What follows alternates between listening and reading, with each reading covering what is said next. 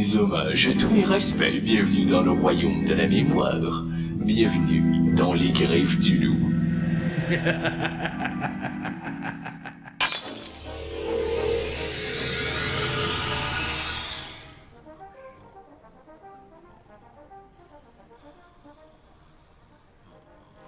Bon, ben là, on est réunis aujourd'hui pour découvrir quelque chose de bien important. C'est pourquoi faire la promotion et de tenter de sauvegarder le patrimoine architectural.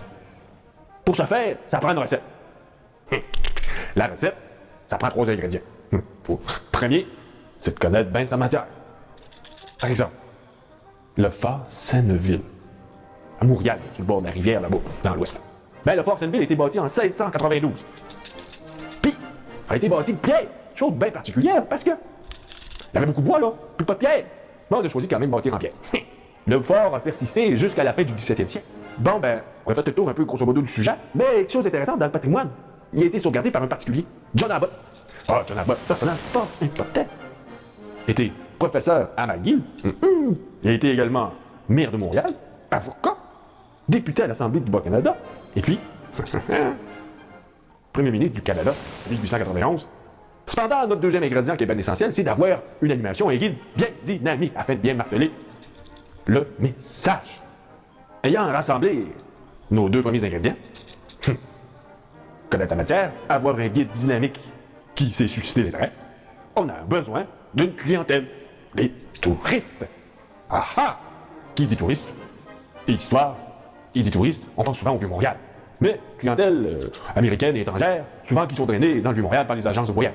Elles qui croient que l'histoire se confine seulement au Vieux-Montréal. Qu'il n'y a pas d'histoire ailleurs à Montréal.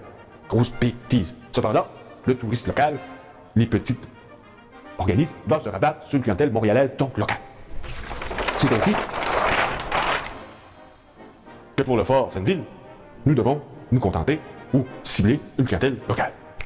Touriste local, pas cher, fait des belles activités quand même. Touriste local.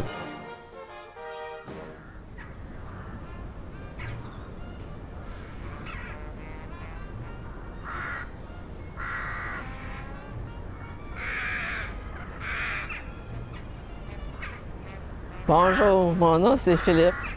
Aujourd'hui, on va découvrir le fort Senneville. Après la démobilisation du régiment Carignan-Sallière en 1668, les officiers étaient offerts de rester au pays. Le capitaine Michel Sidrac Duguay de Beaubriand reçut le fief Senneville ainsi que l'île Sainte-Thérèse en 1672 et la seigneurie des Mille-Îles en 1683. Duguay a eu 9 enfants et est mort en 1688. Duguay vendit sa part à Charlemagne de Longueuil et Jacques Lebert en 1679. En 1776, la concession fut vendue à Sieur Louvigny de Montigny. Le Canada subit alors les effets de la Révolution américaine. Les Américains occupaient Montréal. L'officier Benedict Harl, Americans, décida de libérer les prisonniers américains. 500 prisonniers américains au fort Senneville. Pendant ce temps, les 500 prisonniers sont envoyés à l'île Haute-Forte, inaccessible pour l'armée américaine. L'officier Benedict Arnold, ne voyant aucun prisonnier, décide de passer la nuit dans le manoir Senneville et le lendemain mettre le feu au manoir pour fort Senneville. Maintenant, suivez-moi.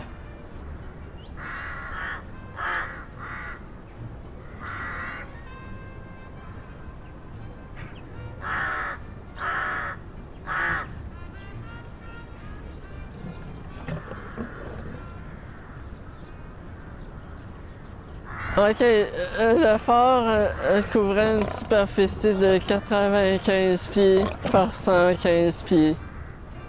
Les murs étaient environ de 2 pieds d'épaisseur par 12 pieds de haut. Plusieurs meurtrières étaient installées. Les bastions couvraient un angle pour les tirs en croisée et défendaient le fort. Je vous remercie pour cette visite et vous avez contribué à sauvegarder le patrimoine historique montréalais. Merci. Bonne journée.